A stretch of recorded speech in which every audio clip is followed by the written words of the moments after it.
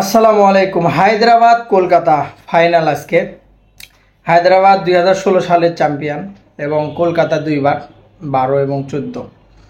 তো আজকে যে মাঠটাতে খেলা দেওয়া হয়েছে, এই মাঠটাতে খেলা দেওয়ার কারণে আমার মনটা একটু খারাপ, কারণ ফাইনাল খেলাটা যদি একটু রানের খেলা হয় তাহলে আমার জন্য বা যে কোনো দর্শকের জন্য ভালো হয়। তো সেক্ষেত্রে বলবো যে আজকে চেন্নাইয়ের স্টেডিয়ামে খেলা দেওয়া হয়েছে ফাইনাল খেলাটা। চেন্নাইয়ের পিচটা বরাবরই স্লো। আপনারা ভালো করে জানেন যে যে গেল ম্যাচটা সানরাইজার্স হায়দ্রাবাদের ছিল, এই ম্যাচটা কিন্তু 200 রান প্লাস একটা স্কোর হয়ে যায়, সেখানে কিন্তু 200 রানও কিন্তু হয়নি। তো এরকম একটা পিচে আছে, ফাইনাল খেলা আছে। হায়দ্রাবাদের শক্তি সম্পর্কে জানেন, বিশ্বকাপ জয়ী অধিনায়ক কামিন্স যেভাবে পারফরমেন্স করেছে এবং যে লিডটা দিয়েছে বলার অপেক্ষা রাখে না, যথেষ্ট ভালো লিড দিয়েছে।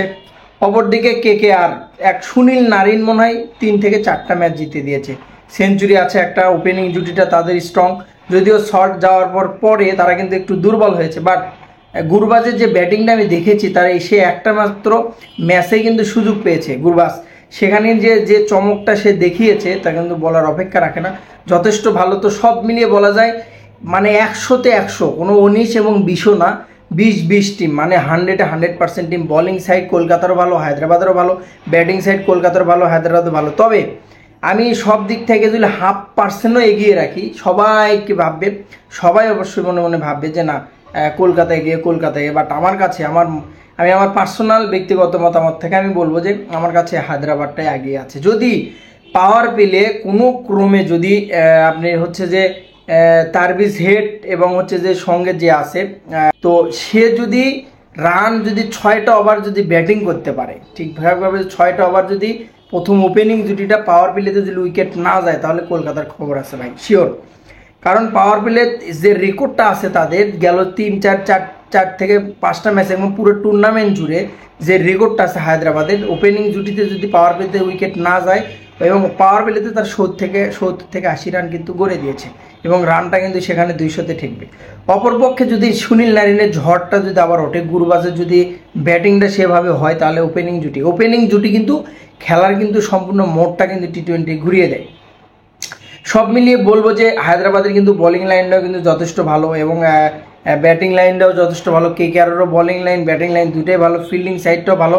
স্টেডিয়ামে যে খেলাটা দেওয়ার জন্য স্টেডিয়ামে দিলে আরও বেটার হতো। তবে ফাইনাল খেলা আজকে কিন্তু পদ্মা নামতে যাচ্ছে আইপিএলের, তো অবশ্যই উন্মেচনা বা উত্তেজনা কাজ করছে নিজেদের ভেতরে।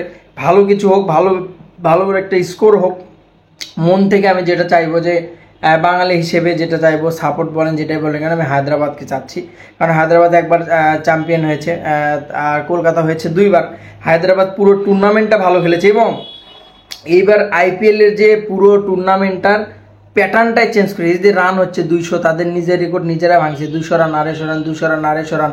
এই প্যাটার্নটা কিন্তু একমাত্র হায়দ্রাবাদই কিন্তু এবার নিয়ে আসে, যা 11-12 বছর কি আইপিএলের ইতিহাসে কখনো হয়নি। সেটা কিন্তু এবার চেঞ্জ করে দিয়েছে হায়দ্রাবাদ। তো বেস্ট অফ লাক সব মিলিয়ে দুইটা টিমের জন্যই শুভকামনা থাকবে। খেলাটা খুব জমজমাট হবে, হাড্ডাহাড্ডি লড়াই হবে একটা। আইপিএল আজকে পদ্মা নামতে যাচ্ছে, অনেক মিস করবো আইপিএল। একটা বছর পর আবার আইপিএল আসবে। আইপিএল বরাবরই উত্তেজনা বরাবরই থাকে। নেক্সটে এবং সামনের যে বছর আছে ওটাতে বাংলাদেশি প্লেয়ার আরও সুযোগ পাক, বাংলাদেশ প্লেয়ার আরও পারফরমেন্স করুক, বাংলাদেশ প্লেয়ারদের আরও কিনুক, আমাদের উন্মোচনা উত্তেজনাটা একটু বাড়িয়ে দেখ। তো best of luck Kolkata, best of luck Hyderabad. ভালো থাকবেন সবাই, আসসালামু আলাইকুম।